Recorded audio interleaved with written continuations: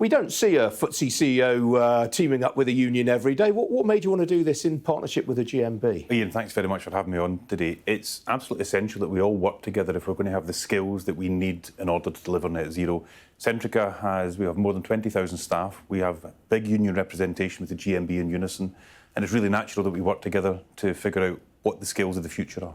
I mean, you've published this report in conjunction with a lot of other big names, the likes of National Grid, JCB, Rolls-Royce, all contributed as well. Absolutely. So organisations, whether the trade unions or whether the companies involved, are responsible for more than 6 million workers in the UK. So what we wanted to do was to get together and discuss exactly what's required to deliver net zero. As you know, the UK is legislated for net zero by 2050. And what we found is that the skills at the moment are really not keeping up to speed with that. So we need to have far more apprentices. We need to have more encouragement to develop the skills that are required to make sure that we've got a net zero future. I mean, interestingly, you say in the report that you think apprenticeships have been stigmatised. Why do you say that? Well, you look at the data from 2015 through to 2021, the IFS would say that apprenticeships have dropped from 120,000 in 2015 to 65,000 in 2021, so almost halved.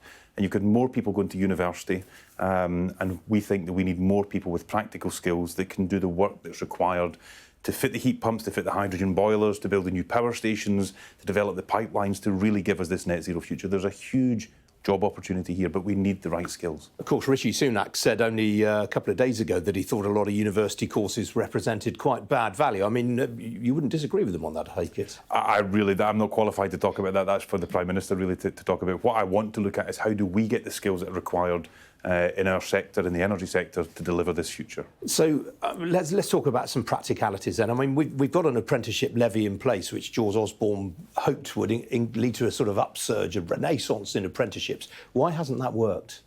I'm not sure. There are many different reasons that some companies have really used the apprenticeship levy. Some companies have found it quite difficult, and with any new regulation, undoubtedly there can be difficulties coming in there. What we've managed to do at Centrica is we've committed to creating a new apprenticeship every day for this decade, so more than 3,500 apprentices in the 2020s, and we've also massively increased what we've been doing. So in the 5 years to 2020, we recruited about 250 apprentices.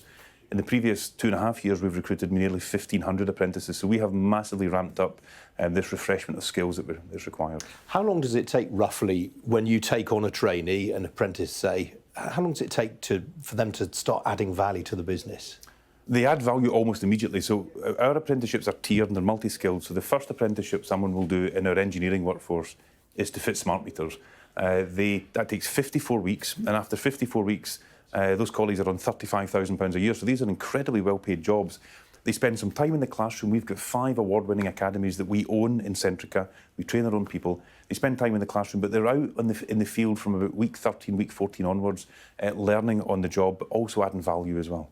Well, look, while we've got you, Chris, we're obviously seeing a heat wave across Europe right now, but there are still concerns about another energy crisis this winter. You've just reopened Rough, the UK's biggest gas storage facility. Is that going to be enough to stave off a crisis this winter? Look, it's very difficult to tell. The UK has, with Rough reopened, we've now got 12 days of average gas storage in the UK. Now, that is materially behind what we see in Europe. So France, for example, is 123 days, the Netherlands 110, Germany about 90.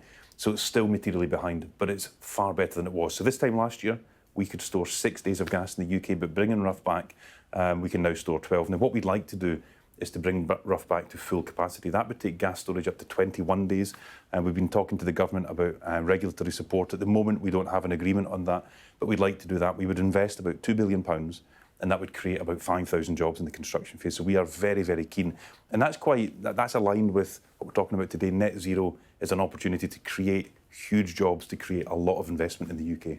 National Grid has said that it's confident there will be no need to use coal-fired backup this winter. Do you agree with that assessment? They're better qualified than I would say that if you look on Saturday morning, very early in the morning, 70% of the UK's electricity was being produced by renewables. Right now, it's about 20%. So there's not much wind. So solar's doing about 15% just now. Wind's doing about 4 or 5%. 40% comes from gas. If we have a very cold spell in the winter, along with no wind, then we may not have enough gas-fired generation to generate the electricity. But National Grid know that far better than I. I simply know that we need a lot of technologies in order to have a resilient electricity system. Now, you, of course, own British Gas. You've been cutting your tariffs lately in common with some of your competitors. How rapidly will customers see a meaningful reduction in bills? So our customers have seen a reduction in bills from the 1st of July, so bills are down about 20%. If you take the total reduction for our customers, they will save around £2.5 billion compared to where energy prices were this time last year.